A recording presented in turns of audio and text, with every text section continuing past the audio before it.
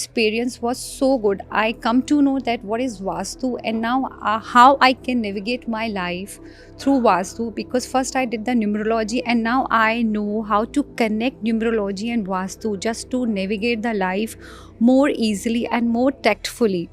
ये बहुत ही अच्छा एक्सपीरियंस हुआ है मेरा लास्ट 2-3 दिन से यहाँ पे, जहाँ पे वास्तु के कंसेप्ट्स इतने आसान तरीके से सर समझा देते हैं कि जो कॉम्प्लिकेटेड सुनने में लगता है, जब समझने के बाद जब सर बताते हैं उसका एक व्यू पॉइंट ही चेंज हो जाता है। इतने इंटरेस्टिंग कंसेप्ट्स इतने आसान तरीके से सर बता देते हैं कि वो आप कभी भी पूछ लो हमें तो हम आपको इसका आंसर दे सकते हैं। जो भी सर का मेथड है of teaching, it's really amazing. Vastu अपने लाइफ में बहुत इफ़ेक्ट करता है। फर्स्ट एवर मुझे भी ऐसे लगता था कि वास्तु कुछ रोल है कि नहीं, we were not believing it, but as per sir से जो बातें सीखी तो वास्तु का बहुत ही ज़्यादा इम्पोर्टेंस है अपने लाइफ में। सर के बारे में जो टीचिंग है, इट इज़ प्योरली एक बेसिक लेमैन को समझने लायक चीज़ों से शुरुआत करके इंसान को प्रोफेशनलिज्म तक कैसे पहुंचाने का वो एक जर्नी सर ने 2 दिन में बहुत अच्छे से कवर किया। It was a one in a life time experience. Sir से इतना अच्छा पॉजिटिव वाइब्स आया कि सच में लगता है कि अगर सर इस पोजीशन पे आ सकते हैं तो हम भी अपना लेवल में ट्राई कर सकते हैं कि सर के पोजीशन पे तो नहीं, एटलीस्ट उनके लेवल तक ट्राई कर सकते हैं। अरविंद सर तो हमारे मेंटर है, न्यूमरोलॉजी के लिए भी, वास्तु के लिए भी। हमने जो भी सीखा है काफ़ी कुछ उनसे सीखा है और उनसे अभी भी सीख रहे हैं। तो he is the best mentor for numerology and vastu. आज अभी यहीं से यारा शुरू करो हंसना मुस्कुराना, क्योंकि जिंदगी मिलेगी फिर ना दोबारा। जियो जी भर के, जियो जी भर के।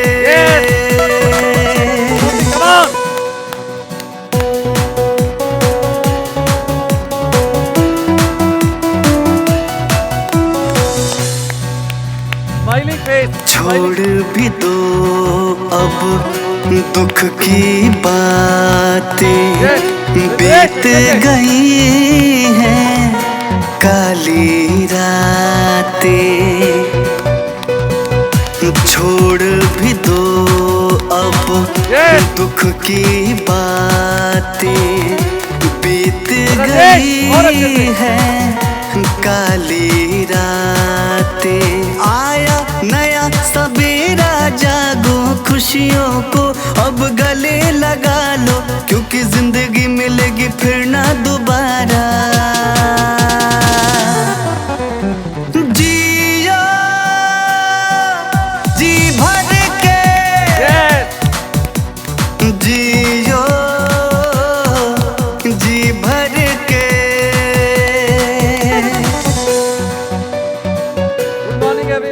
आज मेरे को लग रहा है कि अब सांस नहीं ले रहे, जिंदा है। तो अब लग रहा है कि जिंदा है। देखो चेहरे की हंसी, चेहरे की रौनक, चेहरे की बॉडी लैंग्वेज है ना, जो पहले दिन में थी वो बिल्कुल डिफरेंट है अब तीसरे दिन, राइट। तो मैं हमेशा कहता हूँ यार, ये जो हैप्पीनेस है ना, ये बहुत ही कंटीजियस है। जैसे इन्फेक्शन से इन्फेक्शन पकड़ लेती है ना जुकाम की, तो हैप्पीनेस जो है ये भी एक इन्फेक्शन की तरह है। तो मैं चाहता हूँ कि आप इसी तरह से ब्लिसफुलनेस की तरफ रहें, हमेशा हैप्पी रहें यार। एंड ऑफ द डे क्या इंपॉर्टेंट है, न्यूमरोलॉजी ज़रूरी नहीं है, वास्तु ज़रूरी नहीं है, कुछ भी ज़िंदगी के अंदर ज़रूरी नहीं। अगर आप ध्यान से एक बात सोचें ना, ध्यान से कभी शांति से बैठ के, कि आप पूरी ज़िंदगी में जब जो भी कर रहे हैं, पैसा कमा रहे हैं, भाग दौड़ कर रहे हैं, बच्चों को पाल रहे हैं, whatever you are doing into your life, bottom of the line if you dig it you will find the purpose is only one यार, हैप्पीनेस। जिंदा किस लिए हैं आप लोग? इसीलिए कि आप खुश रहें। और दुर्भाग्य यह है कि बस वही नहीं है, है ना। जिंदा किस लिए है कि हम लोग खुश रहें, और वही हमें पता नहीं कि हम खुश नहीं है यार। तो मैं चाहता हूं कि आप सब भूल जाइए, कोई न्यूमरोलॉजी वास्तु किसी चीज़ की ज़रूरत नहीं होती। एंड ऑफ द डे अगर आप हैप्पी हैं लाइफ के अंदर तो अपना पर्पस तो अचीव हो ही गया है यार। तो end of the day you have to be very very happy. तो आज आखिरी दिन है इस यात्रा का, इस पड़ाव का। तो ये यात्रा आगे मेरी चलती रहेगी, कहीं ना कहीं हम लोग मुलाकात आपसे ज़रूर करेंगे। और मेरी बड़ी हार्दिक इच्छा यार, मेरा 4 डे का जो प्रोग्राम है हैदराबाद में मैं चाहूँगा कि जो लोग वहाँ आ सकते हैं, अफोर्ड कर सकते हैं, दोनों चीज़ें अफोर्ड भी कर सकते हैं और आ भी सकते हैं, उनको आना चाहिए वहाँ पर, क्योंकि बहुत ही ज़बरदस्त प्रोग्राम होता है 4 डे का वो मेरा। और पर्टिकुलरली मैं राजेश को बता रहा था कि जो 4th डे होता है ना हमारा, वो आपने किसी ने शायद अटेंड नहीं किया है, बहुत कम लोगों ने अटेंड किया है, वो सबसे बेस्ट डे होता है। 3 दिन तो न्यूमरोलॉजी पढ़ाता हूँ, 4th डे में आपको आपका माइंड सेट कैसा होना चाहिए पैसा कमाने के लिए, सॉफ्टवेयर कैसा होना चाहिए उसका। कंप्यूटर का भी सॉफ्टवेयर होता है ना सर, जैसा सॉफ्टवेयर डालेंगे वैसा वो काम करेगा। तो आपके माइंड का जो सॉफ्टवेयर है वो कैसा होना चाहिए, जिनकी इनकम महीने की 1 करोड़ रुपया होती होगी या 1 करोड़ से ज़्यादा होती होगी मेरी तरह, उनके माइंड कैसे काम करते होंगे यार। कुछ माइंड अलग से काम करते होंगे, आपकी तरह काम नहीं करते होंगे, आम आदमी की तरह काम नहीं करते होंगे, राइट। तो वो सॉफ्टवेयर कैसा होना चाहिए महीने का 1 करोड़ 2 करोड़ 5 करोड़ कमाने वाला, वो सॉफ्टवेयर मैं आपके दिमाग में बैठ के ऐसे फिट कर सकता हूँ। 2 भाई थे, उनका विचार बदल गया कि अपन लोहा हवा में उड़ा देंगे। बोले पागल लोग, लोहा हवा में उड़ सकते हैं कभी? क्या सोच सकते हैं कि लोहा हवा में उड़ेगा? लेकिन उनका विचार बदल गया। उड़ाया कि नहीं उड़ाया गया? राइट ब्रदर्स, उड़ाया कि नहीं उड़ाया सर? राइट। आपने बम्बल बी का नाम सुना है? अगर आप सर्च करेंगे बम्बल बी तो साइंस के हिसाब से उसके जो विंग्स हैं वो इतने भारी हैं कि वो हवा की वेलोसिटी के साथ उड़ नहीं सकते उसके वेट के हिसाब से। बट बम्बल बी को नहीं पता ये, इसलिए वो उड़ती है। बदन भारी, उड़ नहीं सकती, लेकिन वो उड़ती है यार। उसका विचार बदल गया यार लाइफ के अंदर। तो मैं चाहता हूं कि आपका विचार बदल जाए यार। आपको सच में मैं बताऊं राजेश, आप सब लोगों को, ट्रस्ट मी, आपको पता नहीं है कि आप जिंदगी के अंदर क्या कर सकते हैं। बस आपको पता नहीं है यार। जिस दिन आपको पता चल जाएगा ना कि आप क्या कर सकते हैं, बस विचार बदल दीजिएगा। सफलता भी आपको ढूंढ रही है, आप सफलता को मत ढूंढिए, वही आपको ढूंढ रही है। तो जो लोग डिजर्व करते होंगे ना सफलता को, सफलता उन्हीं के पास जाएगी, क्योंकि वो भी चाहती मैं डिजर्विंग आदमी के पास जाऊं जो मेरे को संभाल के रखे। ऐसे लोगों के पास थोड़ी जाएगी, बोले हाल तो डिजर्व ही नहीं करता, आज दे भी दे इसको तो ये वैल्यू नहीं करेगा। तो उन्हीं के पास जाएगी जो उसको वैल्यू करेंगे। और मैं हमेशा कहता हूं यार, जिंदगी में कभी भी सफल आदमी की बुराई ना करें। हम बहुत जल्दी सफल आदमी की बुराई कर देते हैं, बहुत जल्दी। क्यों? साले ने 2 नंबर से कमाया होगा, कल तक तो कुछ नहीं कर रहा था। हाँ भाई, किस्मत पलटी खा गई होगी, जिसको भगवान दे उसका तो फिर भैया कुछ भी हो सकता है, बाकी बंदा तो बेकार ही था। ठीक है, हो गया। आप क्या कर रहे हैं? सफल आदमी की जब बुराई करते हैं तो याद रखिए, आप सफल आदमी की बुराई नहीं करते, आप सफलता की बुराई करते हैं। और जब आप सफलता की बुराई करते हैं तो सोचिए, क्या सफलता आपके पास आनी चाहिए? नहीं आनी चाहिए। तो कभी भी सफल आदमी की बुराई नहीं करनी चाहिए आपको, राइट? ओके। सेप्टिक टैंक हो सकता है बहुत से लोगों को नहीं पता होगा। ओके, जब हम सेप्टिक टैंक की बात करते हैं तो बॉम्बे वालों को शायद नहीं पता होगा। है? होता है इधर? होता है? है?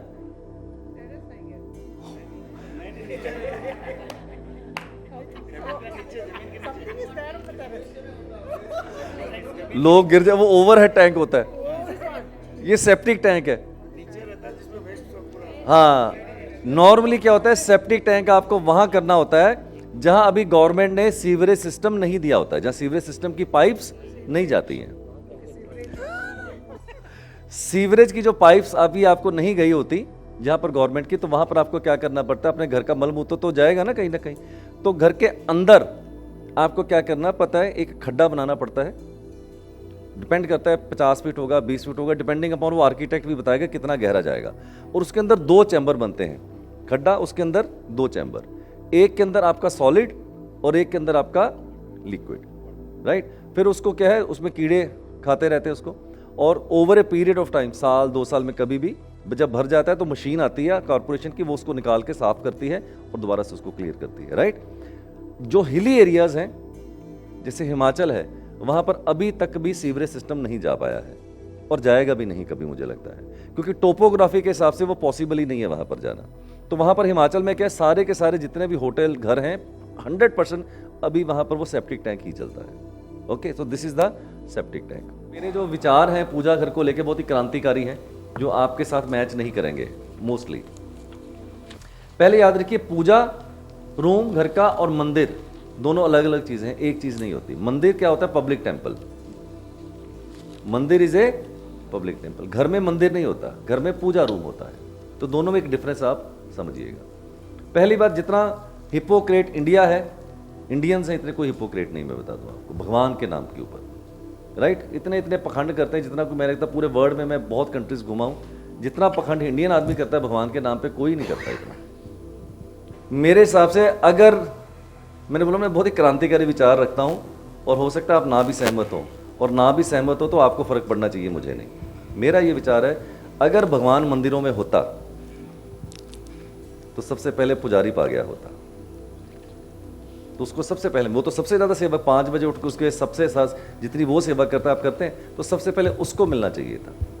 और मेरा स्पिरिचुअल मास्टर कहता है भगवान मंदिरों में छिपा भी नहीं हुआ है, वो कोई छिपके थोड़ी बैठा कि मैं जाऊंगा और मेरे को मिल जाएगा। तो भगवान मंदिरों में छिपके थोड़ी बैठता ही यार। मेरा तो स्पिरिचुअल मास्टर कहता है तुम ही भगवान हो, तुम्हारे अंदर भगवान नहीं है ना, अंदर भी नहीं है, तुम ही हो। अंदर का मतलब क्या है सर? तुम ही तो, फिर तुम्हारे अंदर क्या है? तुम ही तो हो तुम्हारे अंदर सर। तो भगवान मंदिरों में छुपके नहीं बैठा हुआ है, बता दो, लेकिन you love yourself, you are God. तो भगवान मंदिरों में छिपके नहीं बैठा हुआ है। लोग यात्राएं करते हैं 500 किलोमीटर में, उधर गया इधर गया, वो समझते शायद उधर जाऊंगा तो उधर छिपके बैठा है, छिपके नहीं बैठा कहीं पर भी। मैं आपको सबसे हास्यास्पद बात बताता हूं, आप सबको पता चलेगी, और आप सबने वो कभी ना कभी की होगी। क्या? घर के बाहर गणेश जी जरूर लगाते हैं। घर के बाहर गणेश जी अपन लगाते हैं, जब भी नया घर हो, पुराना घर हो, बाहर गणेश जी लगाते हैं। फिर थोड़े दिनों में पता चलता है, पंडित जी कहते हैं गणेश जी की पीठ के पीछे दरिद्रता होती है। 1 साल के बाद आपको किसी ने बताया गणेश जी की पीठ के पीछे दरिद्रता होती है, फिर आप डर जाते हैं, फिर वही गणेश जी आपको अच्छे नहीं लगते। क्या कहते हैं? उनकी पीठ के पीछे एक और गणेश जी लगा देते हैं। क्यों? दरिद्रता भैया अपने पास रख, मेरे घर में मत फेंक। वही गणेश जी आप क्या करते हैं? उनके पीछे एक और चिपकाते, ताकि दरिद्रता अंदर ही रहे, मेरे घर पे ना आ पाए। कल तक तो ठीक था, श्याम सुंदर जी गलत के ठीक। सूंड टूटी होती है, जाले चढ़े होते हैं, मिट्टी चढ़ी होती है, राइट, और आप कभी उनकी तरफ देखते भी नहीं है। और ये हैं आपके भगवान, और ये हैं आप। मैं कहता हूं धर्म की जरूरत नहीं इस दुनिया को, ये धर्म ही जिसने सबको बर्बाद किया। धार्मिकता समझिए, धर्म से धार्मिकता अगर आप ले पाए तो आपको मंदिरों में जाने की जरूरत नहीं, लेकिन अपने को धर्म चाहिए, धार्मिकता नहीं चाहिए। अब अगला मुद्दा आता है कि जब हम बैठ के पूजा करें या खड़े होकर पूजा करें, ऐसा कोई माध्यम नहीं है बैठ के करें या पूछ के करें। माध्यम यह है कि जब भी आप घर के अंदर पूजा करें, आपके साथ आई कांटेक्ट होना चाहिए sir. So eye contact is more important, it is not बैठना खड़े होना, आई कांटेक्ट, जैसे आप कंफर्टेबल है सर, आई कांटेक्ट होना चाहिए। तो मंदिर गए और मस्जिद गए और पीरों फकीरों से मिले, एक तुझको पाने के लिए क्या क्या ना किया और क्या क्या ना हुआ। साला जितना मर्जी घूम लो, खुद से मुलाकात करो यार अपने लिए, आप कहीं जाने की ज़रूरत नहीं है। मैं कहीं नहीं जाता हूँ यार, कभी मंदिर मस्जिद मैं नहीं जाता हूँ। हाँ जाता हूँ, पर मेरा जो थॉट होता है मंदिर मस्जिद जाने का वो अलग होता है। जाता कभी साल 6 महीने 2 साल में एक बार हूँ, सिर्फ इसलिए कि साले से आँख मिलाऊँ आज मैं जाके, और आ गया हूँ तेरे पास तेरा धन्यवाद देने। मांगने कभी नहीं जाता मैं सर, कभी नहीं मांगने जाता हूँ मैं उससे, मैं धन्यवाद देने जाता हूँ। परमात्मा ने आपकी सांस चला रखी है, ये कम है क्या? मेरी पूरी लाइफ में 23 इयर्स के करियर में एक भी ट्रॉफी नहीं है मेरे पास, नॉट इवन 1 ट्रॉफी। और मेरे जितने भी सह मित्र हैं हमारे प्रोफेशन के, आए दिन फेसबुक पे फोटो डालते हैं, आज मैं वहाँ गया था, आज वहाँ गया था, आज वहाँ गया था, आज मेरे को अवार्ड मिला, ये मिला, वो मिला। मैं बोलूँ परमात्मा ने जन्म दे के जो बड़ा इतना बड़ा अवार्ड दिया है, उससे बड़ा अवार्ड कोई हो तभी लेने जाऊंगा, उससे नीचे का अवार्ड मैं भी नहीं लेने जाऊंगा कभी जिंदगी के अंदर। जन्म देने के बाद इतना बड़ा अवार्ड दे दिया साला, इससे बड़ा अवार्ड है कोई? मैं तो उससे नीचे वाला अवार्ड लूंगा भी नहीं कभी, उससे बड़ा होगा तो भी लेने जाऊंगा मैं छोटा अवार्ड नहीं लेने जाऊंगा कभी है। हाँ, उससे बड़ा अवार्ड होगा तो ही लेने जाऊंगा मैं। अगर आप जितना हंस पाए और जितना मुस्कुरा पाए, अगर आपकी 70 साल की उम्र में जिए तो जितना पल हंसे थे ना, समझ लिए उतना ही जिए हैं आप, उससे ज़्यादा आप जिए नहीं। तो इसलिए मैं कोशिश करता हूँ कम से कम यहाँ तो जी लो यार मेरे साथ, थोड़ा सा मुस्कुराओ, हंसो थोड़ा सा। I tell you this is all dust. आप सोचते हैं कि मैं यूट्यूब से 2 वीडियो देखूंगा और वास्तु सीख लूंगा, वास्तु कर दूंगा और बाद में बंटाधार होगा। फिर यार पैसे लगते भाई साहब, हमसे पूछिए ना कि जो 5 लाख रुपए की ट्रेनिंग लेके आता है, आते ही 5 करोड़ छाप देता है। मैं आपको मजाक नहीं कर, दिस इज अ फैक्ट। आप इस बात को हंस भी सकते हैं, कुछ भी कर सकते हैं, बट अगर आप अपनी लाइफ को स्केल अप करना चाहते हैं सर, तो आपको इंडस्ट्री के एक्सपर्ट से ही विद्या लेनी पड़ेगी। आपके पास कोई चॉइस ही नहीं है, वरना जो करते आए हैं वही करते रहिए और उसी में खुश रहिए फिर आप। This is the fact. अपन तो चाहते चाहे कोई भी जोन हो, 8 जोन और सेंटर में कहीं पर भी, इरिस्पेक्टिव चाहे वो साउथ वेस्ट और साउथ ही क्यों ना हो, अगर नीचे से एयर आप चला पा रहे हैं तो हमारे लिए वो बेनिफिट ही है सर। क्यों? क्योंकि एनर्जी का सबसे अच्छा कैरियर जो है वो तो एयर ही है।